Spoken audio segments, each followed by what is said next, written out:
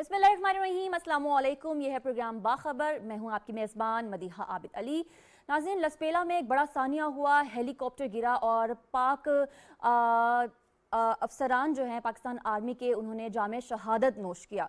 लेकिन सबसे अफसोसनाक बात यह है कि सोशल मीडिया पर एक कैंपेन देखने को आई जिसमें तज़हीक अमेज़ अल्फाज इस्तेमाल किए गए। ये तज़हीक अमेज़ अल्फाज किसी भी गैर मुल्की की जानिब से नहीं, बल्कि कुछ पार्टी सियासी जमात के कारकुनान थे, सियासी वर्कर्स थे और सोशल मीडिया एक्टिविस्ट थे जिन्होंने ये काम किया है और वो पकड़े भी गए हैं। और सोशल मीडिया पर उनकी जो तस्वीर हैं, जो वीडियो बयानात हैं, वो भी सामने आए हैं। आज हमें सबसे पहले उस पर बात करनी है। हमारे आज के एक्सपर्ट्स का तारुफ आपसे करवाएं। मुर्तज़ा सोलंकी साहब ने हमें स्काइप पर ज्वाइन किया है। हमारे साथ इस्लामाबाद स्टूडियो में मौजूद हैं आगा इकरार हारून साहब, ताहिर नईम मलिक साहब और जबकि शनीला अमार साहिबा ने भी हमें ज्वाइन कर लिया है। प्रोग्राम का आगाज़ करते हैं। सबसे पहला हमारा सवाल ये होगा कि लसपेला सानिये के बाद सोशल मीडिया पर तज़हीक अमेज़ मवाद की तशहीर पर हुकूमत को सख्त कार्रवाई करनी चाहिए या नहीं करनी चाहिए। सबसे पहले हम चलेंगे मुर्तज़ा साहब, आपका जवाब हाँ में होगा या ना में? देखिए जी, कार्रवाई तो बनती है, लेकिन कार्रवाई जो आपके पास कवानीन है उनके तहत ही करेंगे। कोई मावराए कानून आप सरगर्मी नहीं करेंगे। जिस तरह की ये मुहिम चलाई गई वो बहुत ही शर्मनाक है। कानून के तहत जो भी कार्रवाई करें, लेकिन हमारे जो मुआशरती अक़दार हैं, जो हमारा अब तक सियासी कल्चर रहा है खान साहब के नए पाकिस्तान आने से पहले, उसमें इसकी कोई गुंजाइश नहीं है। हमारे यहाँ तो ये कहते हैं कि जी आपका कोई दुश्मन भी मर जाए तो आप उसके लिए दुआ करें। ये तो आपके मुल्क के बेटे हैं जो आपके लिए काम कर रहे थे और इंतहाई मुश्किल हालात में, खराब मौसम में आपके लोग जो है वो मुश्किल में है, सैलाब में, और ये आप सरगर्मी करें। तो बुनियादी वजह तो यही है कि ये बौखलाए हुए है जमात। जब से आईनी तरीके से पाकिस्तान की तारीख में पहली बार आईनी तरीके से एक हुकूमत को बरतरफ किया गया है, तो ये इतने बौखलाए हुए हैं, इनका ख्याल ये है कि वो हर इदारे पर हमला करेंगे और उसके नतीजे में इनको इक़्तिदार वापस मिल जाएगा। तो मैं समझता हूँ कि अवाम ने भी इसको मुस्तरद किया है और काफ़ी गम और गुस्सा है। और हमारे जो फौजी हैं जो मुल्क का दिफा करते हैं, उनके दिलों में भी बहुत रंजिश है और दुख है। तो इन्होंने अपना नुकसान किया है, लेकिन आपके सवाल का जवाब तो हाँ में ही है। जो मुल्की कवानीन है उनके तहत कार्रवाई बिल्कुल करनी चाहिए। ठीक है इकरार साहब, हुकूमत के पास ये एक हक है या फिर उनके पास ये पावर है कि वो आने वाले दिनों में कोई ऐसा कानून बनाएं जिससे सोशल मीडिया को लगाम मिल सके और वो लोग जो कि बगैर किसी तहकीक के कोई भी ट्वीट करते हैं या सोशल मीडिया पे मुहिम चलाते हैं, उनको काबू किया जा सके और वो चीज़ें नेगेटिव प्रोपेगेंडा सोशल मीडिया पर ना हो सके। इसके लिए हुकूमत को कैसे और कहाँ पे कार्रवाई करनी चाहिए? आपका जवाब हाँ में होगा या ना में होगा?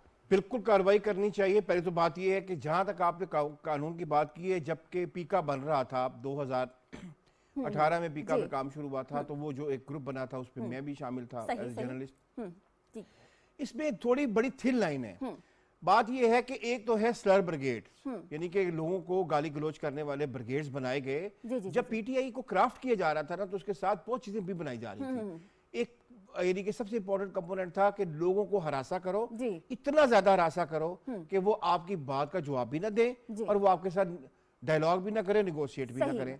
अच्छा, आपको अपने हाल पे छोड़ एग्जैक्टली डर के पीछे हट जाए ना जी। हर शरीफ आदमी को अपनी इज्जत प्यारी होती है। बिल्कुल।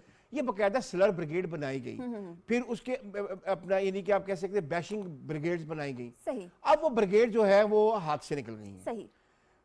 जिसको जब आप आदत डाल देते हैं, जिस तरह बात की है मुर्तज़ा साहब ने कि हमारे इस माशरे के कुछ नॉर्म्स थे। जी जी।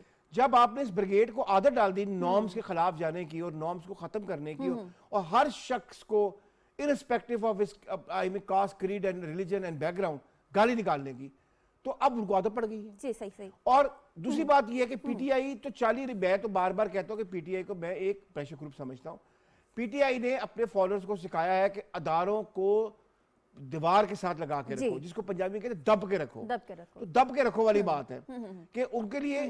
अच्छा, और एक बात याद रखिए, अदारों में कॉन्स्टिट्यूशन का पार्लिमान भी आता है। जी, जी। आपने गाली शुरू की सबसे पहले सिखानी पार्लिमान के खिलाफ, तो पता चल गया उनको कि अदारों को अपने यानी जो कॉन्स्टिट्यूशन हमारे इंस्टीट्यूशन से उनको गाली दी जा सकती है। सही, सही, वो फिर सही। बढ़ते गए या उन्हें बढ़ाया गया। सही। जो कुछ हुआ है, मैं कहता हूं कि मुझे ये सोच के हैरानगी होती है कि ये मुल्क किधर जा रहा है कि आप अपने उन प्यारों को जिनके यानी कि उन यानी कि आप कह सकते हैं कि सोल्जर ऑफ उसको मदरलैंड को जो अपनी दिन रात कुर्बानियां दे रहे हैं, आप उनके बारे में ये ज़बान इस्तेमाल कर रहे हैं। एक बात मैं इसमें बहुत मुझे यानी कि दुख से ये कहनी पड़ेगी कि अब अदारों को भी चाहिए कि वो अब खड़े हों। सही, सही। अब एक ले फैसला, जी, जो भी है, कौन है, किधर से आया, अब तो कुल के पता चल गया पीटीआई ने किया है। सही। अब आए आगे, सही इनको अब ना रोका ना। मैं जी, आपको जी। बात बताऊं, जी, जी, एक बात याद रखिएगा, ये फंडिंग के बगैर काम नहीं होता है। जी, जी, पहले तो फंडिंग आ रही थी ना, फॉरेन फंडिंग। जी, जी, आप सोचें कि ये लोग तैयार हो चुके हैं, ये लड़के तैयार हो चुके हैं जो जी, जी। अपने मुल्क और के अफसोस की बात है, कम उम्र हैं। कम उम्र है और ये तैयार हो 18 चुके हैं। साल से नीचे के बच्चे हैं, जी। अब सिर्फ ये सोचें कि अगर इनके पास पैसे आना बंद हो जाते हैं, क्योंकि पीटीआई इनको पैसे नहीं देती है, जी, तो क्या ये बच्चे बड़े आराम से हमारे दुश्मन के हाथ में नहीं चढ़ सकते? जी। ये सोचिए। और एक आखिरी बात करूंगा, जो ट्वीट ये स्लर ब्रिगेड करती है अदारों के खिलाफ, उसको India main stream media, social media छोड़ दीजिए, जी, जी। मेन स्ट्रीम मीडिया इस्तेमाल करता है हमारे मुल्क के खिलाफ।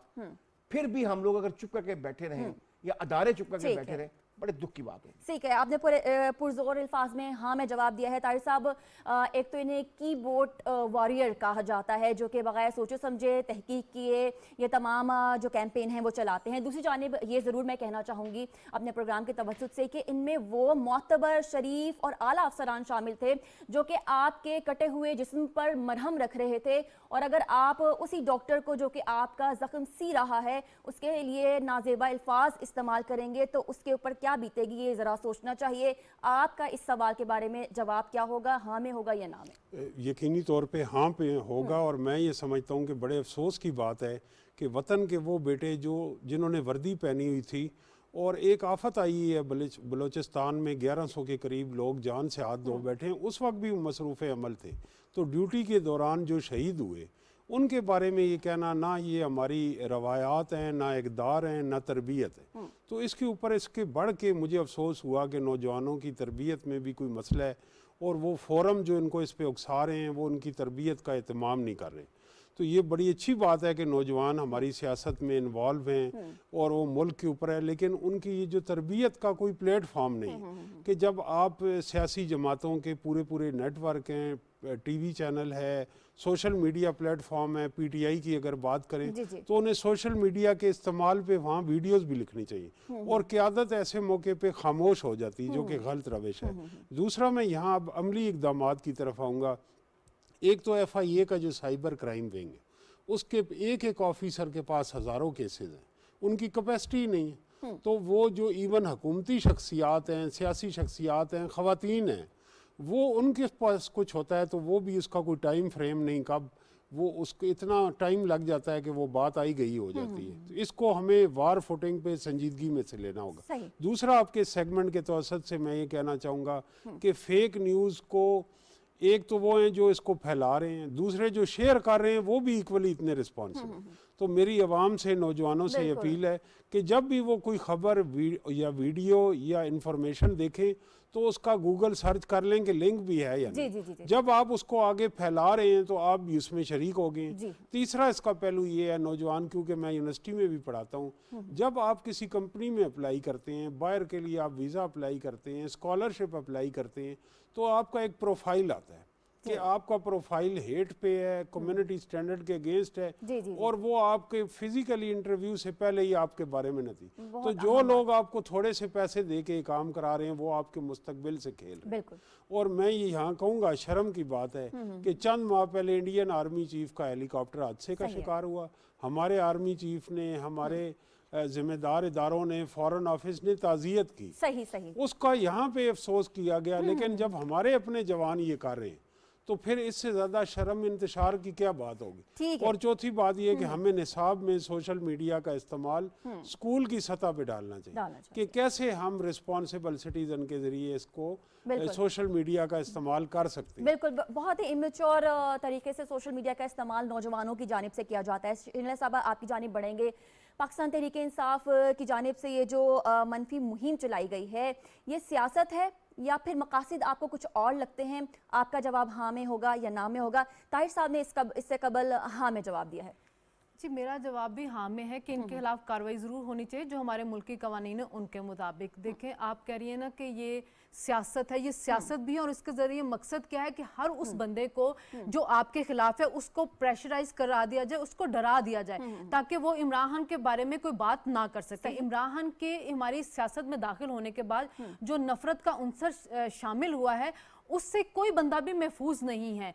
इमरान खान जिसके भी खिलाफ होते हैं, अगर वो कोई इदारा है, अगर वो कोई सियासतदान है, वो कोई सहाफ़ी है, तो वो जो सोशल मीडिया ब्रिगेड है जो इमरान खान को फॉलो करती है वो उसके खिलाफ शुरू हो जाती है। देखिए कितने अफसोस की बात है कि चले हम सियासत के अंदर किसी इदारे की मुदाखलत है उस पर तो हम बात कर सकते हैं, लेकिन जो हमारे फौजी जवान सरहदों के ऊपर इस मुल्क की हिफाजत कर रहे हैं, जो सैलाब ज़दगान की जाके मदद कर रहे हैं, उनकी शहादत के ऊपर जिस किस्म की मुहिम चली है उसको देख के बहुत अफसोस हुआ। ये हमारी माशरती इक़्तिदार ही नहीं है, इक़्तिदार ही नहीं है। हमारे यहाँ पे तो ये होता है कि आपके किसी दुश्मन की भी अगर डेथ होती है तो उसके साथ ताज़ियत की जाती है, लेकिन चूंकि इमरान खान ने ये कल्चर रखा ही नहीं अपनी पार्टी के अंदर। आप ये देखें, कुलसूम नवाज की जब डेथ हुई है तो हमने नहीं देखा कि इमरान खान ने कोई ताज़ियत की हो, वो मिलने के लिए गए हों।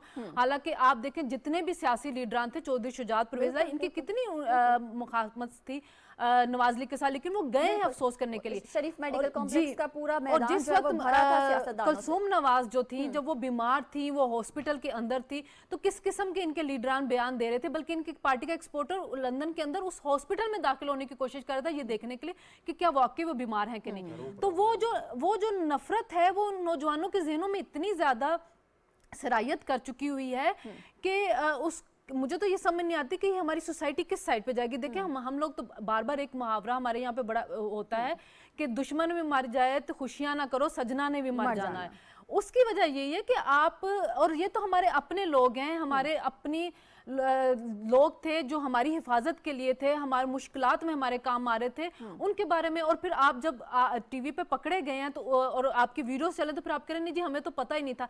ऐसा बिल्कुल नहीं है, ये बाकायदा एक प्लानिंग के तहत ये सब कुछ होता है। अभी आप देखें कि खैबर पख्तूनख्वा में 114 नौजवान भर्ती किए गए हैं जिनको 25,000 रुपया पर मंथ दिया जाएगा और वो सोशल मीडिया चलाएंगे इनका, और खैबर पख्तूनख्वा कौमी खजाने के अंदर से उनको पैसे देंगे। तो वो क्या करेंगे? वो यही कुछ करेंगे ना, वो हर उस सियासतदान के खिलाफ इल्ज़ामात की भरमार करेंगे जो जिनके बारे में इमरान खान कहेगा, हर उस इदारे को जिसके खिलाफ इमरान खान हो जाएगा उसके खिलाफ मुहिम चलाएंगे, हर उस सहाफ़ी को जिसके खिलाफ इमरान खान होगा उसको बेकाऊ कहेंगे, उसको लिफाफा सहाफ़ी कहेंगे।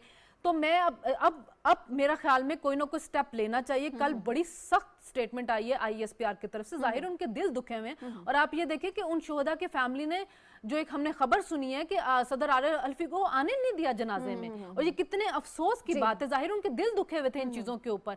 तो बिल्कुल कार्रवाई होनी चाहिए, जो मुल्की कवानीन उनके तहत होनी चाहिए, और अब मेरा ख्याल में इस काम का इब्तिदा कर देनी चाहिए ताकि नया कानून भी बनना चाहिए। कि आपको लगता है ऐसा? आप कवानीन आपके बने हुए हैं, देखें जो बने हुए हैं उनको ही अच्छी तरह से इम्प्लीमेंट कर लें। हम पता नहीं किस चीज से डर जाते हैं, हम रिएक्शन से डर जाते हैं, हम गालियों से डर जाते हैं। मेरा अपना ख्याल है कि अब कहीं से कहीं इस डर और खौफ को अपने अंदर से निकालना होगा और आपको कहीं ना कहीं से इब्तिदा करनी होगी। ये अब आपको एक मौका मिला है, आप इससे इब्तिदा हो। ठीक है नाज़रीन, सोशल मीडिया पर जितनी भी वायलेशन की जाती है उसके पहले से कवानीन भी मौजूद हैं और सख्त सज़ाएं, जुर्माने भी हैं।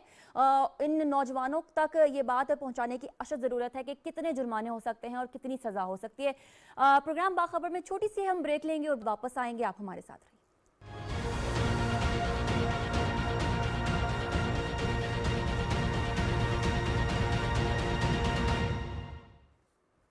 जी जी नाज़रीन, ब्रेक के बाद आपको दोबारा से खुशामदीद कहते हैं। अगले सवाल की जानिब बढ़ेंगे। तोशाखाना केस कितना संगीन साबित हो सकता है?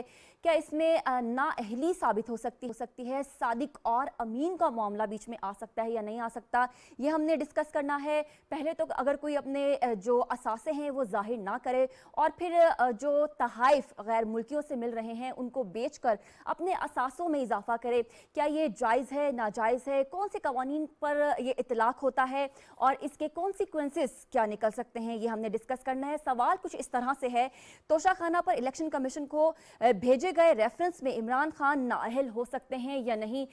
मुर्तज़ा साहब, आपका जवाब क्या होगा? जी, ये तो बिल्कुल सीधा सीधा केस है कि खान साहब ने जो तोशाखाना से तहाइफ लिए वो बेचने के बाद जो दौलत उन्होंने कमाई वो उन्होंने अपने जो गोशवारे जो जमा कराते हैं हर साल इलेक्शन कमीशन में, वो उसमें उन्होंने जाहिर नहीं किया। इसको मिस डिक्लेरेशन कहते हैं। और उसमें तो सीधा सीधा उनकी नाअहली बिल्कुल बनती है। इसी वजह से एक रेफरेंस दाखिल किया गया है। लेकिन ये बात इतनी सिर्फ नहीं है कि उन्होंने मिस डिक्लेरेशन किया। जो इसके अंदर और भी बेज़ाब्तगियां है। मिसाल के तौर पर जो कानून है वो ये है कि जो तोहफा आप लेना चाहते हैं जी जी, पहले उसकी वैल्यू जज की जाती है मार्केट की, और जो भी कानून है पहले 20% था, फिर 50% हुआ, उसके तहत पैसे जमा कराते हैं, उसके बाद वो तोहफा लेते हैं। सही। मौसूफ ने यह किया कि बहुत सारे तोहाइफ उन्होंने डिक्लेयर ही नहीं किए। ये बात रिपोर्ट हुई है, डॉक्यूमेंट है कि उनके प्रोटोकॉल ऑफिसर के बजाय डायरेक्टली उन्होंने लिए, वो जाहिर ही नहीं किए। तो उसकी एक ये सीधी सीधी चोरी है।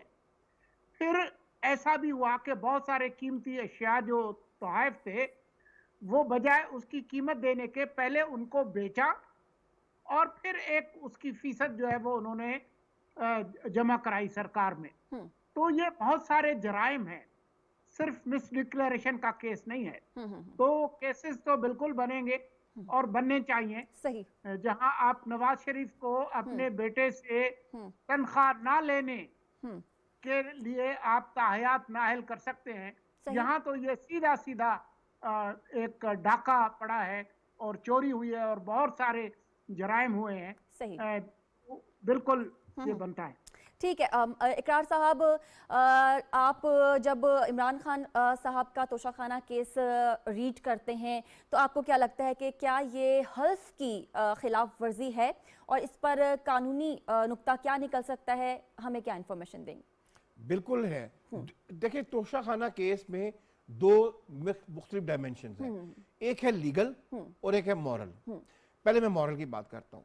आप मुझे ये बताइए कि एक दुनिया का कोई एक अहम आदमी, एक हेड ऑफ स्टेट, आपकी मुल्क के हेड ऑफ स्टेट की इज्जत करते हुए उसे अगर कोई एक घड़ी तोहफा देता है या एक हार तोहफा देता है, तो जब उसे ये पता चलता है कि वो घड़ी आपने बेच दी है मार्केट में, तो वो आपके बारे में क्या सोचेगा? पहले तो मुझे आप ये बताइए। सही।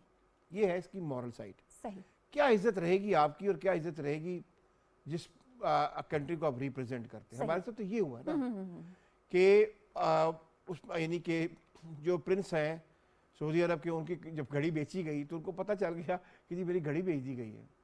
क्या मुझे बताएं कि वो क्या इज्जत करेंगे आप लोगों की? एक तो ये इसका फैक्टर है। सही। दूसरा है लीगल।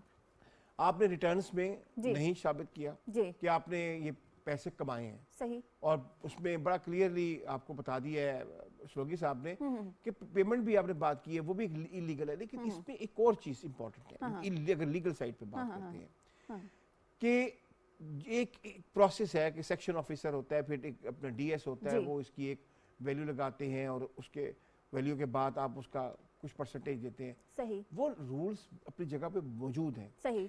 लेकिन उसमें एक और चीज है। जी जी। उस रूल में ये है कि आप ये तोहफा खरीद क्यों रहे हैं, जी जी, उस पे अभी तक कोई बात नहीं कर रहा। सही सही सही। वो मैंने फॉर्म पढ़ा हुआ है। सही, ठीक। जब you should have a reason.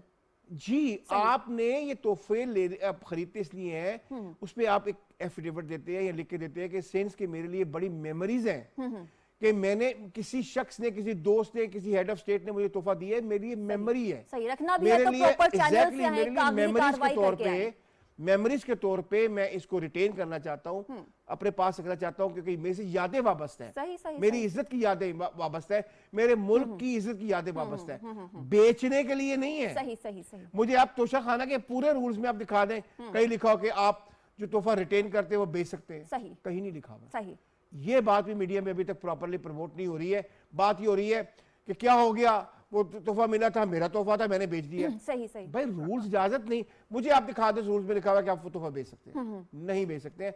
और मेरा ख्याल है कि मल्टी पार्टी अलायंस की को इस बात पे ज्यादा जो अपना जो फैक्टर को उठाना चाहिए सही। कि रूल्स में बाजार में तोहफा बेचने की इजाजत नहीं है। सही। अगर ये नहीं लिखा हुआ कि नहीं बेच सकते, तो ये भी नहीं लिखा हुआ कि आप बेच सकते हैं। सही है, ठीक है। मलिक साहब, बैरूने मुल्क से तोहफा मिलता है और आप उसे बेचते भी बैरूने मुल्क हैं, ये क्या साइंस है? और आपका जवाब हाँ में होगा या ना में होगा? मेरा जवाब ना में है, और इसलिए मैं ये कहता हूँ कि इस्लाम में तोहफे देने से कहते हैं मोहब्बत बढ़ती है, पर हम यहाँ ये साबित कर रहे हैं कि तोहफा बेचने से दौलत बढ़ती है।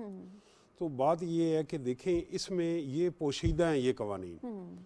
तो ये एक वज़ीर आज़म की या उसकी बात नहीं है। 2007 में गालिबन शौकत अजीज़ साहब की ये डिटेल, रऊफ़ कलासरा साहब ने ये डिटेल में लिखा कि कितनी उन्होंने चीज़ें ली, और इसमें सियासतदानों के साथ साथ ब्यूरोक्रेसी भी मुलविस है। सही सही वो आपको बताते हैं कि सर आप ये कानूनी तौर पे ले सकते हैं, आप प्लाट भी ले सकते हैं, आप कर्जा माफ़ भी करा सकते हैं, आप ये तोहफे भी घर उठा के ले सकते हैं। जो प्राइम मिनिस्टर हाउस में चीज़ें लगी हैं, फानूस गुलदान, ये भी गाड़ी में रख के ले जा सकते। तो ये जो है उसके साथ साथ ब्यूरोक्रेसी की भी इस्लाह ज़रूरी है। और ये पोशीदा कवानीन जो है, ये लोगों का जानने का हक है, राइट ऑफ इंफॉर्मेशन। सही। इन्हें अफशा किया जाए, इन्हें राज किया जाए। जब भी कोई भी दौरे हुकूमत हो, जब जर्नलिस्ट पहुंचता है उसको राइट ऑफ इंफॉर्मेशन के तहत, तो उसको ठीक। कहा जाता है कि कौमी सलामती का मसला है, ठीक ये अशराफिया की सलामती ठीक। का मसला है, डिस्क्रिशंस ठीक है, है। जहाँ तक ठीक है। बात है नाअहलियत की, ठीक है, ठीक है। देखें मैं नाअहलियत के खिलाफ हूँ, वैलिड ग्राउंड होने ठीक चाहिए। है। मुझे तो कोई खुशी नहीं हुई कि यूसुफ रजा गिलानी हमारे वजीर आजम नायल हुए, मियाँ नवाज शरीफ हुए, जी, जी, जी, या अब इमरान खान होंगे। ठीक है। इस पे रूल्स होने चाहिए, और जो सादिक और अमीन का तो टाइटल। प्रोफेसर साहब, वो नाअहल हो सकते हैं इस केस पे या नहीं? आप हाँ में जवाब दे रहे हैं या ना में? मेरे ख्याल में कि ये वीक केस है, क्योंकि कवानीन बनाए हुए हैं, ठीक है। फाइल का पेट भरा जाता है, और ब्यूरोक्रेसी जो है, जो अगला आता है जिसने जी। कवानीन तब्दील करने जी, होते जी। हैं, उसको कहते हैं आप तब्दील ना करें, आप भी इस बहती ठीक है, गंगा आप में कह हाथ रहे हैं धोएं। वीक केस है और आपका जवाब नहीं वीक है। केस। ठीक है, आगे बढ़ते हैं। शहीला साहिबा, सवाल वही है कि तोशा खाना पर इलेक्शन कमीशन को भेजे गए रेफरेंस में इमरान खान नाअहल हो सकते हैं या नहीं? देखिए, कानूनी तौर पे इमरान खान नाअहल हो सकते हैं। अच्छा। उसकी वजह ये है कि इमरान खान ने अपने रिटर्न्स में इनको छुपाया हुआ था।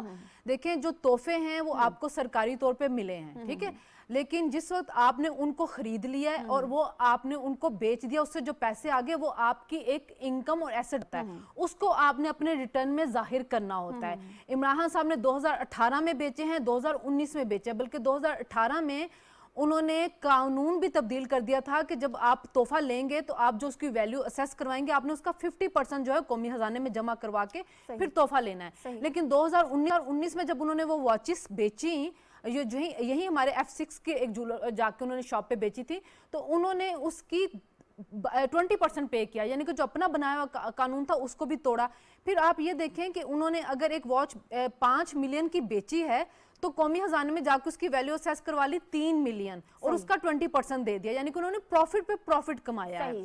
तो जो आपने पैसा कमाया, आपने 2021 तक अपने रिटर्न में उसको शो नहीं किया। देखें, आप काजी फाइज ईसा का केस देख लें, उनके खिलाफ केस क्या बनाया गया था, यही ना कि उनकी वाइफ का एक बैरून मुल्क फ्लैट है, उन काजी फाइज ईसा ने अपने रिटर्न में शो नहीं किया हुआ, हालांकि उनकी वाइफ ने कहा था कि ये मैंने अपनी इनकम से बनाया, उनका काजी फाइज ईसा से कोई ताल्लुक नहीं। तो हमने देखा उनका कितना ट्रायल हुआ, मीडिया ट्रायल भी हुआ, अदालत के अंदर भी हुआ। तो ये कानून जो है वो इमरान खान साहब पे भी लागू होना चाहिए कि जब 2018 में आप बेच रहे हैं, 2019 में बेच रहे हैं, जब इस्लामाबाद हाई कोर्ट में ये केस गया तो फौरन 2021 में आपने इसको अपने रिटर्न में जाहिर कर दिया।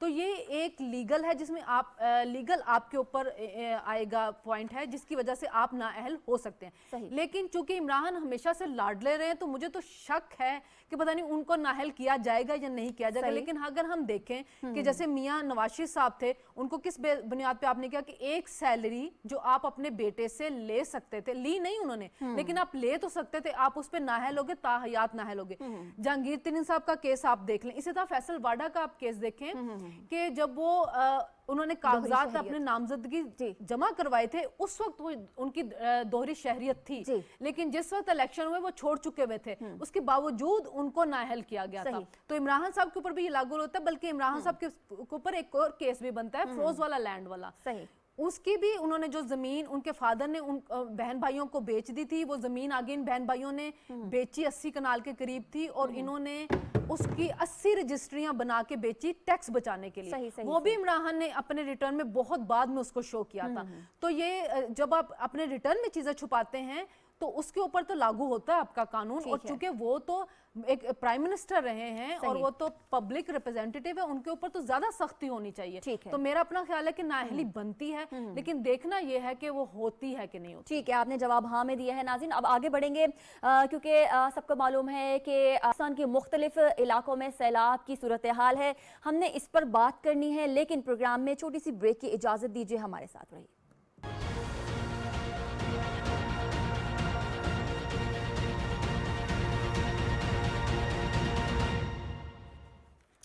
नाज़रीन, ब्रेक के बाद आपको दोबारा से खुशामदीद कहते हैं। माजी में हमने ये देखा कि मुल्क की दो बड़ी सियासी जमातों ने अपने इख्तलाफात साइड पर रखे और मिसाक जमहूरियत के लिए मिलकर काम किया, और इस मरतबा भी हम ये देख रहे हैं कि वज़ीर आज़म शहबाज शरीफ KP के पंजाब और दीगर इलाकों में जो सैलाब आया है और सैलाब सदकान की मदद के लिए वो पंजाब के साथ, पंजाब हुकूमत के साथ और KP की हुकूमत के साथ मिलकर काम करना चाहते हैं, ताकि एक एक सैलाब मुतासरीन तक इमदाद पहुँचाई जा सके और जिंदगियां बचाई जा सके। तो अब का सवाल ये है कि KP और पंजाब के साथ मिलकर काम करने के हुकूमती ऐलान के बाद सियासी माहौल में बेहतरी हो सकती है, मुमकिन है या नहीं?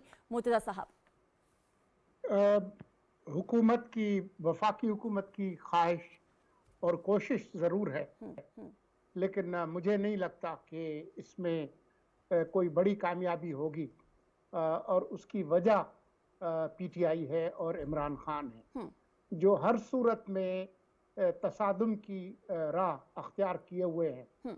पंजाब की हद तक थोड़े से इम्कानात हो सकते हैं, क्योंकि चौधरी परवेज़ इलाही जो है उनकी शोहरत तसादुम की सियासत की है नहीं।